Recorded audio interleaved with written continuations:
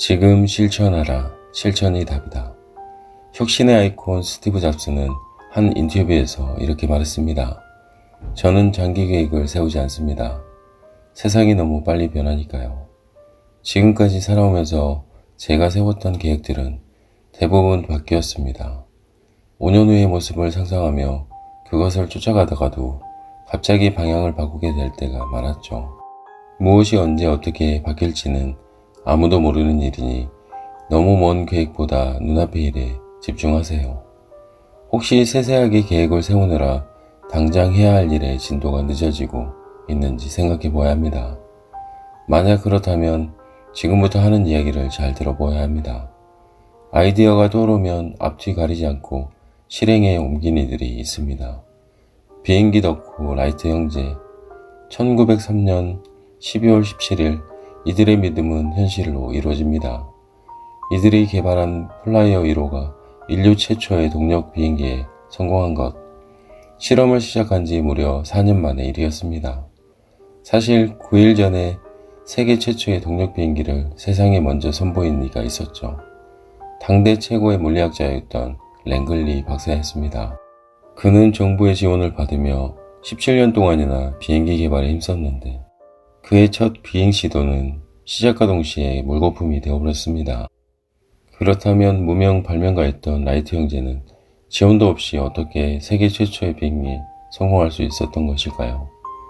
많은 이유가 있겠지만 단연코 개발 방식의 차이라고 할 수 있겠습니다. 랭글리 박사는 전체적인 그림부터 세부 단계까지 철저하게 계획했고 계획에 부합되는 조건이 갖춰졌을 때 다음 단계로 넘어갔습니다. 반면 라이트 형제는 준비와 조건이 충분치 않더라도 바로 실험을 시도했고 실패하면 원인을 분석해 수정하며 바로 이어서 실험을 이어갔습니다. 1920년 9월에는 700회, 10월에는 무려 1000회의 실험을 했는데 이런 접근법을 학습주의라고 합니다. 시대의 변화가 점점 빨라져 불확실성이 커지고 있는 상황에서 학습주의 접근은 비즈니스에서 필수 불가결한 전략이라고 할 수 있습니다. 실패했을 경우 치러야 할 비용이 감당하지 못할 만큼 많이 든다면 데니 매니어의 사례를 들어보겠습니다. 그는 회사원이었지만 이전부터 레스토랑 사업을 꿈꾸고 있었습니다. 하지만 레스토랑에 대한 지식이 없었기에 주급 30만 원을 받는 보조 매니저가 되기로 결심하죠.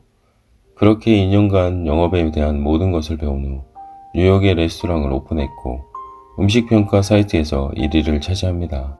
2년의 노력이 헛되지 않음을 증명해낸 그는 다시 한번 새로운 시도를 하게 되는데 몇 번을 실패해도 전혀 지장이 없도록 아주 작은 규모의 매장을 오픈합니다.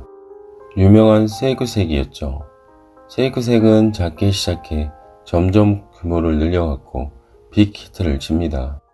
그렇다면 학습주의 접근 순서를 다시 정리해 보겠습니다. 첫째, 완벽하지 않는 상태라도 새로운 아이디어가 나온다면 바로 시도해본다. 둘째, 실패의 비용은 감당할 수 있을 정도여야 한다. 셋째, 실패하면 피드백을 통해 배운다. 넷째, 배운 내용을 적용하여 다시 시작한다. 새로운 일을 시작할 때 4가지를 적용하면 흐지부지하지 않고 바로 실천할 수 있습니다. 언제나 학습이 계획을 이긴다는 사실을 반드시 새겨야 하죠.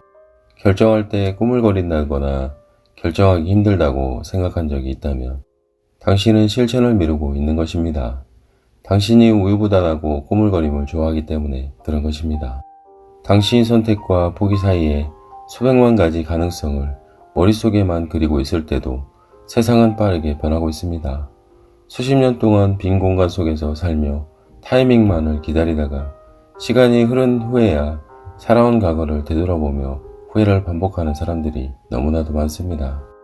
더 일찍 사업을 시작한다거나 원하는 회사에 입사하는 것, 누군가와 결혼하는 것, 아이들과 함께 더 많은 시간을 보내지 못해서 깊은 후회를 남깁니다.